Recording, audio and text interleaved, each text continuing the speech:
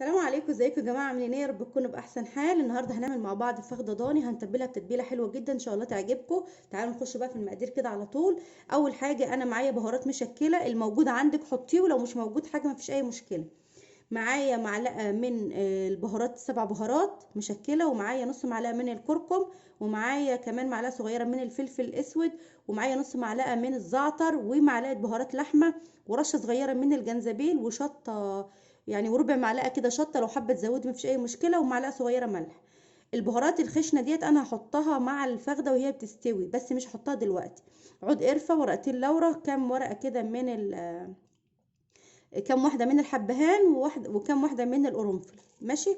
معايا كمان معلقه كبيره من الزبادي، اللي هي بتعادل معلقه كبيره من الزبادي، اللي هي بتعادل العلبه الصغيره دي. وهحط معلقه كبيره كمان من الكاتشب، ومعلقه كمان من الصويا صوص، لو مش موجود عندك مفيش اي مشكله. لو مش موجود عندك صويا صوص ممكن تحطي معلقه عسل اسود صغيره.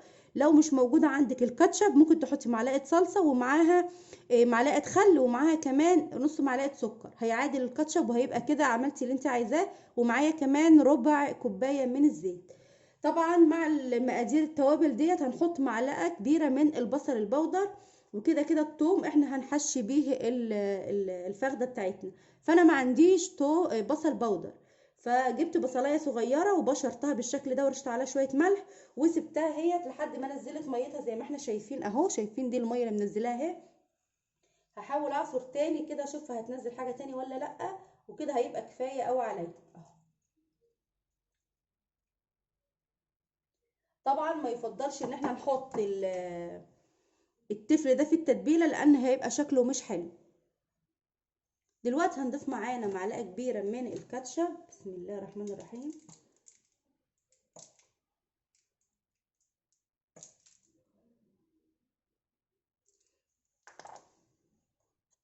وهحط كمان معلقه كبيره من الصويا صوص اهو.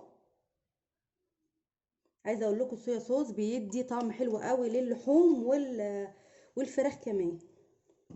هحط معايا كمان ربع كوبايه من الزيت اهو.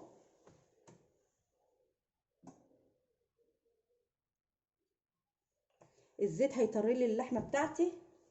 هحط كمان الزبادي برضو هيطري اللحمه كويس قوي، لان الحاجات اللي احنا هنحطها ديت الفخده بتاعتنا هتستوي فيها بدون اي سوائل تانية.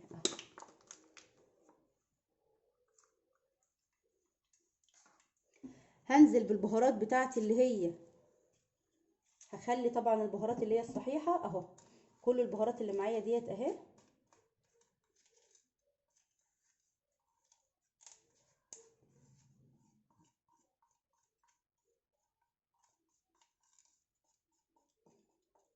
لو عندكم بابريكا كمان حطوا نص معلقه، بتبقى حلوه جدا معايا. طبعا هنقلب كل الخليط اللي معانا ده كده كويس اهو.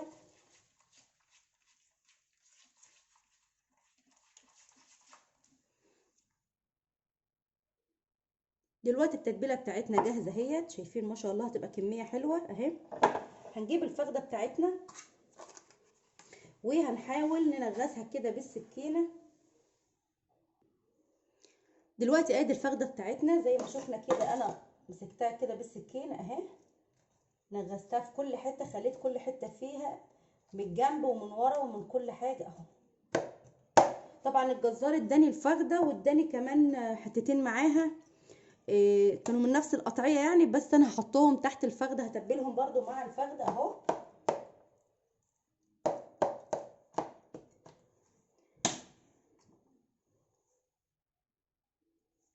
دلوقتي جبت التوم بتاعي وعملته شرايح زي ما احنا شايفين، وهبتدي ادخل شرايح التوم في كل الفتحات اللي انا عملتها بالشكل ده اهو. اهو اهو، من الجنب ومن كل حته كده اهو، لحد ما اخلي الفخده بتاعتي كلها متشبعه بصوص التوم. كده خلاص خليت كل الفخده بتاعتي اهي بقت محشيه من فصوص التوم. هجيب التتبيله بتاعتي بقى كده، نقول بسم الله الرحمن الرحيم اهو. هنقلبها كده كمان تقليبه، وهقول بسم الله الرحمن الرحيم.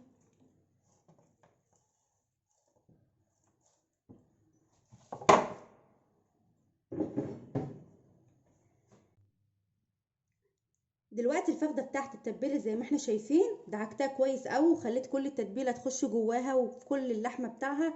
دلوقتي انا غلفتها باسترتش كده زي ما احنا شايفين عشان اللحم بتاعها يتنيه طري. هبيتها دلوقتي في التلاجة لحد الصبح، احنا دلوقتي بالليل.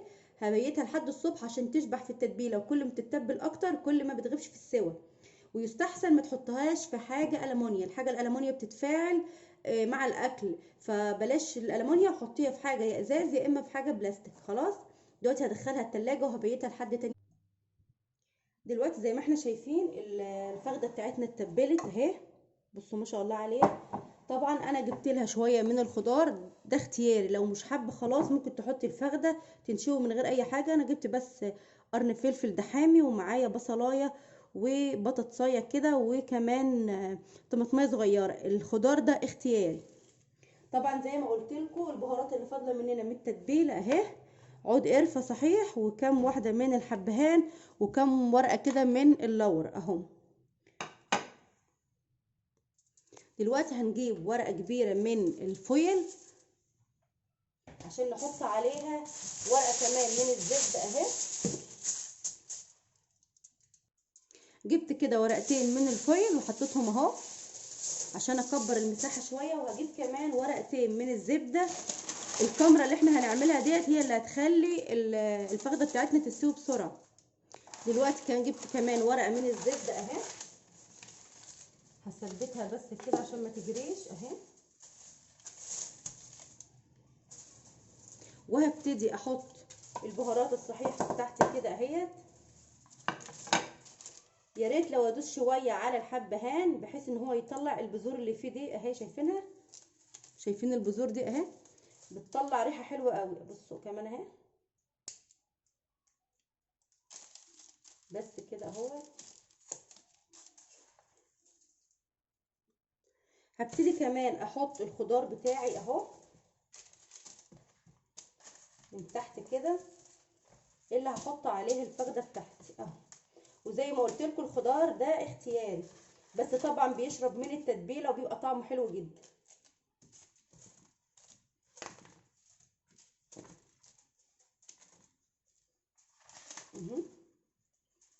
هحط بقى الفخده عليه. خلاص كده حطينا الفخده بتاعتنا زي ما احنا شايفين على الخضار. هجيب باقي التتبيله اللي فاضله دي كده وهنزل على الفخده بتاعتي بالشكل ده اهو.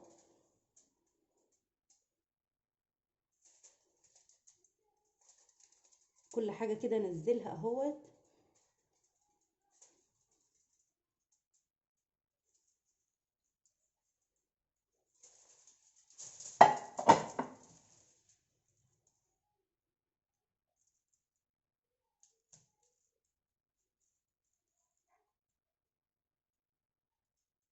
اتاكد ان كل الخضار بتاعي مظبوط كده ومش باين منه حاجه زي ما احنا شايفين.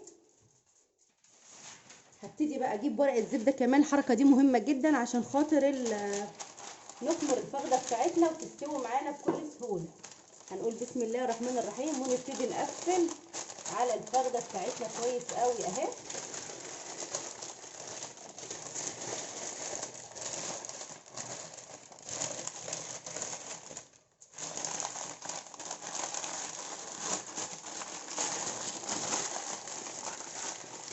كده قفلناها كويس بالورق الزبده. هنبتدي بقى نلف عليها ورق الفويل اهو.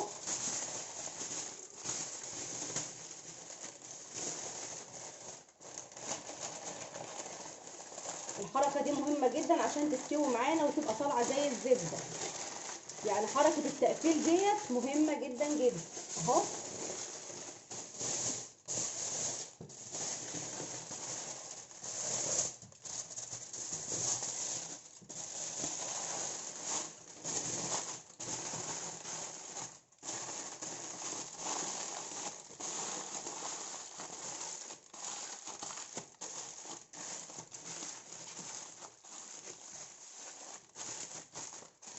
شايفين اتقفلت معانا ازاي؟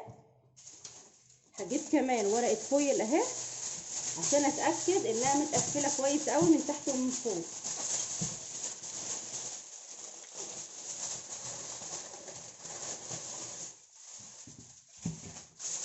هجيب على القفل بتاعها تاني اهو.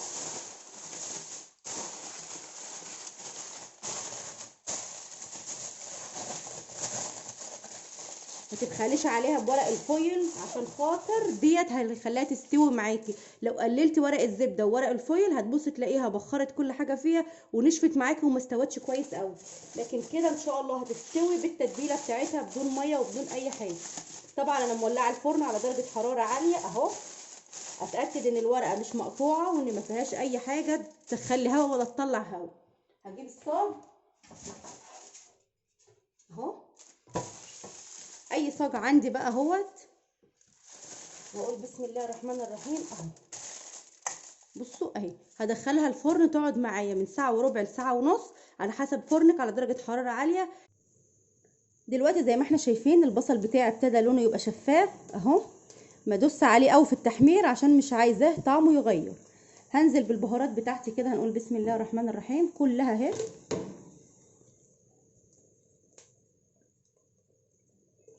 واشوحها كويس قوي. شايفين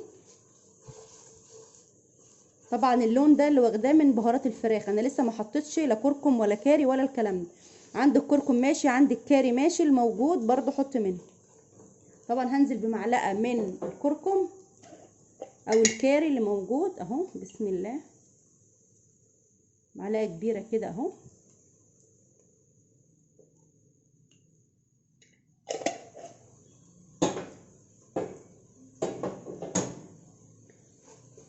واديها تحميصه كده تتشوح معايا بالشكل ده. عايزه اقول لكم الريحه بقت جميله قوي. على فكره في طريقه تانية اللي هو مسلوق، ان شاء الله هبقى اعمله لكم برده، اللي حابب يعمل الطريقه ديت واللي حابب يعمل الطريقه اللي هي الرز بيتسلق فيها الاول. بس عايزه اقول لكم ديت احلى، لان في حله واحده وبننجز. التانية بنقعد نسلق وبعد كده بنصفي وبعد كده نرجع نعمل الخلطه، وفي النتيجه يعني الاتنين يعتبروا واحد. خلاص كده انا شوحت كل حاجه. هجيب الرز دلوقتي، هنزل بالرز بتاعي. انا صفيته كويس قوي اهو. اتاكدي ان انت صفيتيه كويس.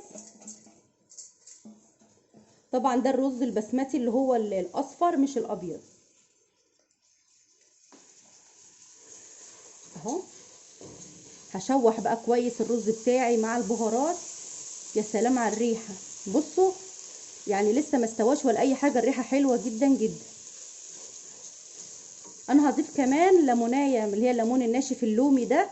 لو عندكم مفيش مشكله، ما عندكوش برضو مفيش مشاكل. يعني اي حاجه مش موجوده في الوصفه مفيش مشاكل، بس كل الحاجات اللي احنا بنحطها ديت بتزيد طعمها للاكل. انا جبت كمان ليمونيه اهي، غسلتها طبعا عشان تبقى ايه متاكده ان هي نظيفه وما فيهاش اي اتربه اهي. عايزه اقول لكم كمان تقدروا تجيبوا شويه من الزبيب. انا بحبه جدا بالزبيب بس ما رضيتش اعمله عشان في ناس ساعات بتستغرب المسكر مع الحادق. لكن ممكن جدا تجيبي الزبيب ده وتقومي جايه نقعاه في شويه ميه بصوت وتشوحيهم مع التوابل في الاول، بيبقى طعمه حلو قوي قوي. بس انا ايه ما رضيتش احط له زبيب عشان في ناس ممكن ما تحبوش.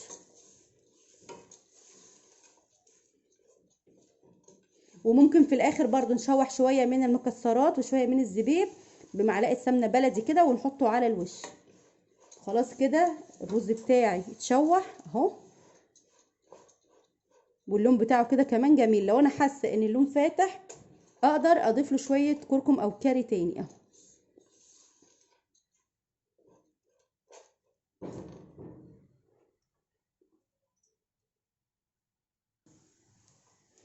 دلوقتي الرز بتاعي اتشوح اهوت زي ما احنا شايفين. هنزل بقى بالميه بتاعته اهو. الرز العادي المصري زي ما قلنا الكوبايه بتاخد كوبايه ميه. هنضيف دلوقتي هنحط لها كوبايه ونص من الميه اهو، او يكون زياده عقلتين صباع.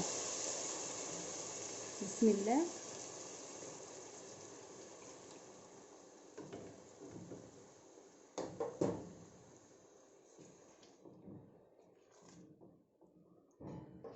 هضيف كمان اهو، نخلي الرز بتاعنا يكون زايد عقلتين صباع اهو. حابه تعايري بالكوبايه مفيش مشكله. طبعا ما حطيناش الملح. بسم الله. طبعا حسب الرغبه اهو.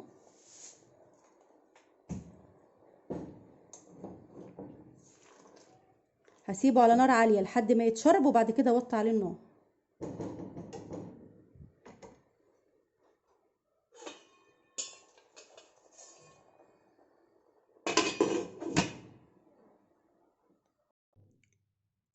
وادي الفخده بتاعتي بعد ما طلعت من الفرن. عايزه اقول لكم ان هي خدت لها يجي ساعتين في الفرن، معرفش الفرن بقى كان واطي ولا ايه. بصوا فتحت عليها لقيتها بالمنظر اللي احنا شايفينه ده. شايفين العضمايه عملت ازاي؟ العظمه ثابت خالص اهيت ثابت من المفصل بتاعها. يبقى كده استوت. بصوا شايفين الجمال بقى؟ بصوا ما شاء الله الله اكبر. اللحمه عامله زي الزبده اهي، شايفينها؟ بصوا عامله ازاي، بسم الله، بدون ميه ولا اي حاجه خالص. هي بس انا كمرتها زي ما وريتكم كده وسبتها مقفول عليها. بعد ساعه ونص فتحت عليها حته صغيره وبالراحه وانت بتفتحي، لان البخار بيبقى متحوش فيها ممكن يلسع ايديك. لقيتها لسه عايزه سنه، فقمت جايه كمرها تاني وحطيتها كمان نص ساعه. بس كنت انا حطيتها بقى على درجه حراره متوسطه كمان عشان تستوي براحتها. طبعا والخضار اللي تحتها شايفين ما شاء الله مستوي. البطاطس تحفه وشاربه منها، شايفين ما شاء الله. بصوا دايبه دوب اهي. هنغرفها بقى مع بعض. ودلوقتي الطبق بتاعنا خلص. ادي الفخده وادي الرز اللي احنا عملناهم مع بعض. سهله جدا وتتعمل في العزومات وطريقه جميله جدا، ان شاء الله تعجبكم. وعايزه اوريكم اللحمه، شايفين طريه وجميله قد ايه؟ بصوا ما شاء الله. بصوا اللحمه عامله شكل الزبده ازاي، شايفينها مستويه بصوا خالص ازاي. بصوا اللحمه عامله ازاي. والرز طبعا جميل جدا. انا حبيت ان انا احط له شويه كده المكسرات مشوحان بمعلقه زبده. طبعا ده اختياري، لو انتم مش حابين خلاص. تنسوش بقى لايك للفيديو. لو عندكم اي استفسار كالعاده ابعتوا لي في التعليقات وانا هرد عليكم ان شاء الله. تنسوش لايك للفيديو بالله عليكم. الى اللقاء ان شاء الله في فيديو جديد.